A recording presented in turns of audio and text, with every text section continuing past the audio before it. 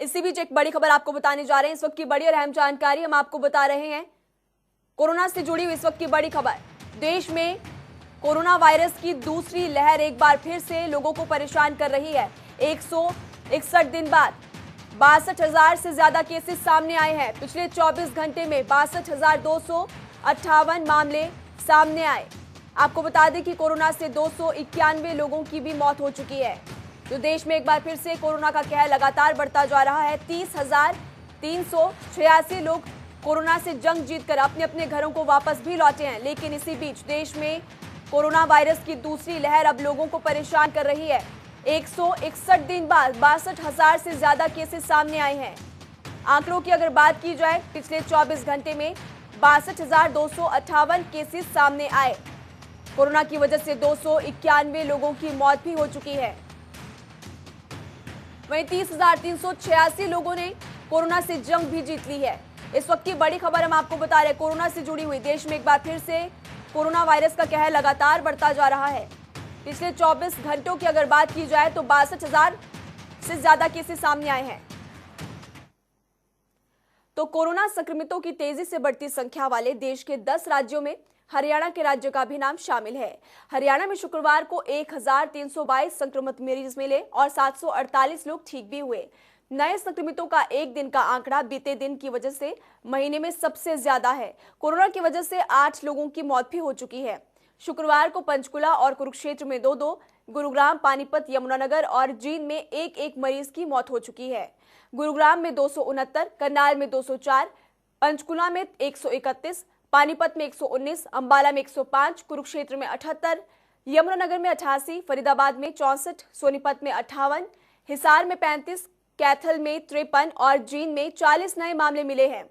वहीं प्रदेश में होली के सामूहिक कार्यक्रमों पर भी रोक लगा दी गई है।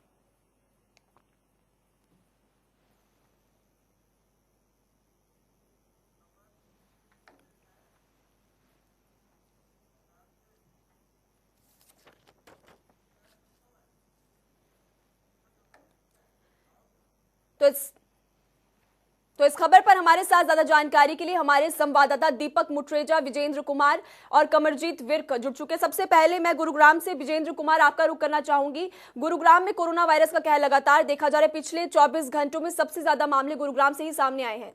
विजेंद्र। बिल्कुल, देखिए लगातार जो गुरुग्राम में कोरोना की रफ्तार है वो बढ़ती नजर आ रही है। हालांकि जिला प्रशासन अत्यंत तौर पर गाइडलाइन भी जारी की है, साथ ही साथ होली का त्योहार है और ऐसे में जिला प्रशासन ने बैठकें की हैं और साफ तौर पर जो सार्वजनिक जगह है, चाहे कम्युनिटी सेंटर हो, ग्राउंड हो, वहां पर होली खेलने पर प्रतिबंध लगाया है। ज्यादातर लोगों से अपील की है कि वो अपने घरों में ही होली खेले, क्योंकि जिस तरह से संक्रमण बढ़ रहा है तो कहीं ना कहीं और भी ज्यादा जो कोरोना का वायरस है और भी ज्यादा लोगों को चपेट में ले सकता है। तो यही कारण है कि जो होली का त्योहार है इस पर पाबंदी लगाई गई है। जो सार्वजनिक स्थानों पर पार्क या कहीं इत्यादि आप होली नहीं खेल सकते। साथ ही साथ कमेटियां बनाई गई है, ब्लॉक स्तर पर कमेटियां बनाई गई है, सब डिविजनल कमेटी बनाई गई है जो कि नजर रखेगी, जो लोग उल्लंघन करेंगे नियमों का उस पर कार्रवाई करेगी। लेकिन साफ तौर पर देखा जाता है कि गाइडलाइन भी जारी की जाती है, लेकिन जब वक्त आता है तो उस वक्त ये सब तमाम दावे धरे के धरे रह जाते हैं। अभी होली में 2 दिन बचे हैं और उसके बाद जिस तरह से गाइडलाइन जारी की है जिला प्रशासन ने कि तमाम लोगों पर कार्रवाई की जाएगी, जो अगर उल्लंघन करते पाए गए पुलिस भी चालान काटेगी।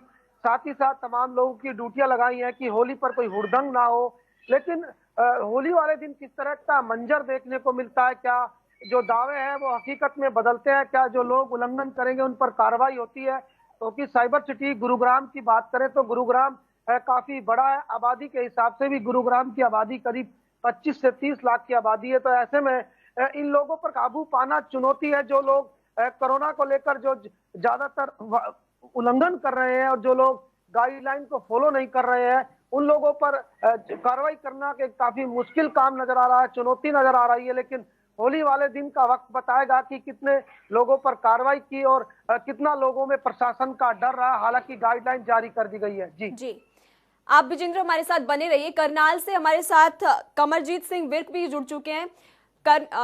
कमरजीत, गुरुग्राम के बाद सबसे ज्यादा मामले करनाल से ही सामने आए हैं। प्रशासन की तरफ से क्या कुछ इंतजाम किए गए होली के लिए?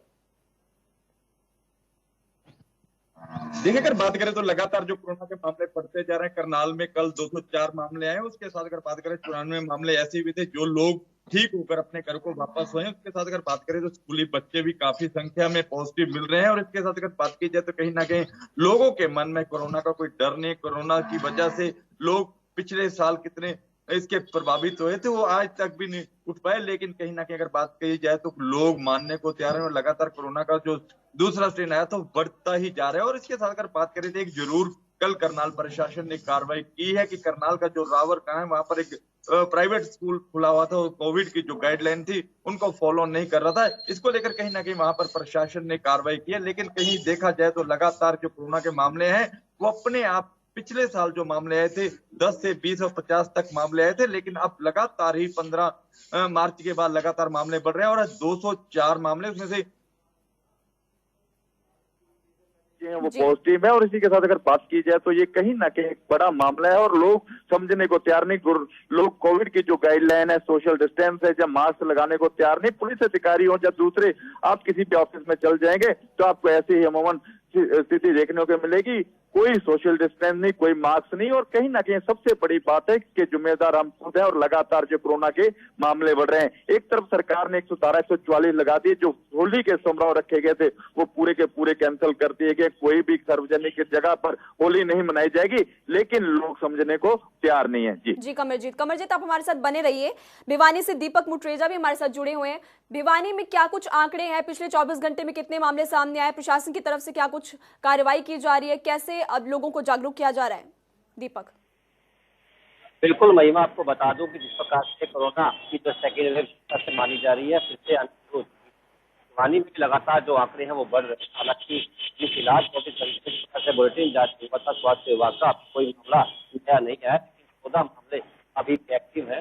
हालांकि कोरोना की जो महामारी है वो लगातार बढ़ती जा रही है। प्रशासन ने भी सख्ती की है, धारा 144 लगाई है ताकि जो होली है वो सामाजिक है कि अपने घरों में ही।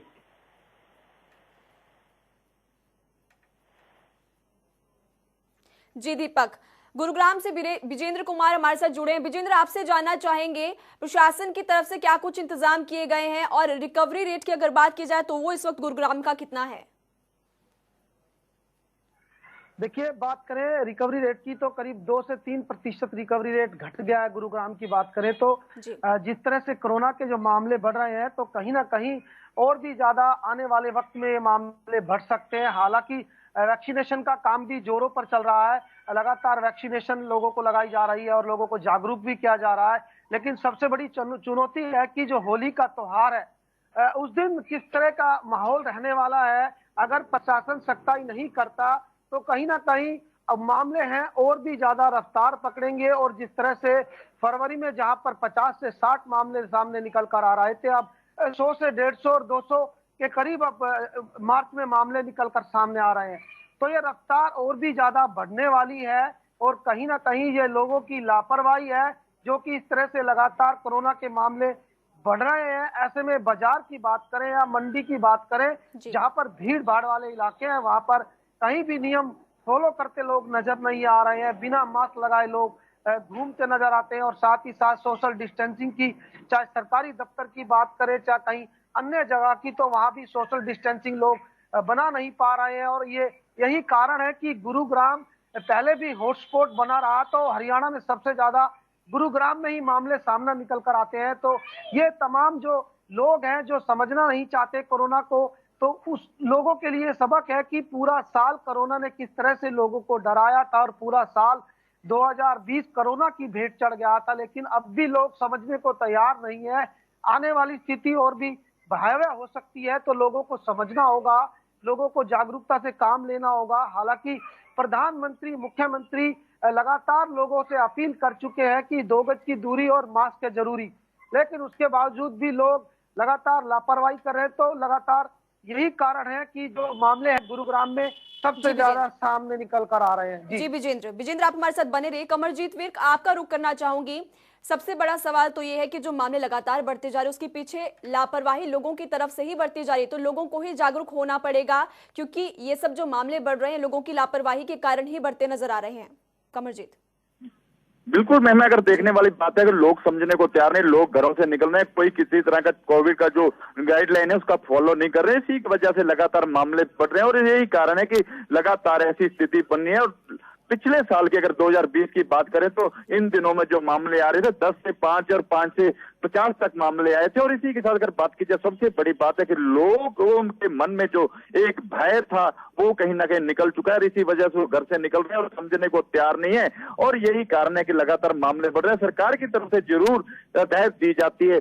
पिछले दिनों जो मुख्यमंत्री उन्होंने एक वीसी करके सभी जो इतने अधिकारी थे उनके साथ मीटिंग की थी, और मीटिंग के बाद सख्त हदायतों का पालन करने के लिए कहा गया था। लेकिन इसके साथ ही अगर स्कूलों को लेकर 18 मेंबरी कमेटी बनाई थी, उस कमेटी ने कल जरूर एक काम किया, लेकिन दूसरे तमाम स्कूलों में अगर बात की जाए तो सरकारी स्कूल है या प्राइवेट स्कूल है, अमूमन ऐसी स्थिति बनी है, लोग समझने को तैयार नहीं है। यही कारण है कि कहीं ना कहीं ये मामले बढ़ रहे हैं और ये वक्राल रूप जरूर धारण कर रहे हैं। और 204 मामले सामने आना कहीं ना कहीं एक बड़ा आंकड़ा है। और पिछले साल भी करनाल में ऐसे मामले आए थे। अब पूरे प्रदेश की बात करें तो करनाल आज दूसरे नंबर है, गुरुग्राम के बाद करनाल का ही पहला मामला है जहां पर ऐसे मामले आ रहे हैं। और स्कूली बच्चों में सबसे ज्यादा ऐसे मामले सामने आ रहे हैं। स्कूलों में बच्चों के एग्जाम चल रहे हैं, उसको लेकर कहीं ना कहीं अगर बात करें तो जिनके पेरेंट्स है वो परेशान तो जरूर है, लेकिन उनकी कहीं ना कहीं मजबूरी है कि पिछला 20 लगातार घर में बीता है और उसके बाद अब एग्जाम हो रहे हैं। एग्जाम को लेकर भी कहीं ना कहीं अब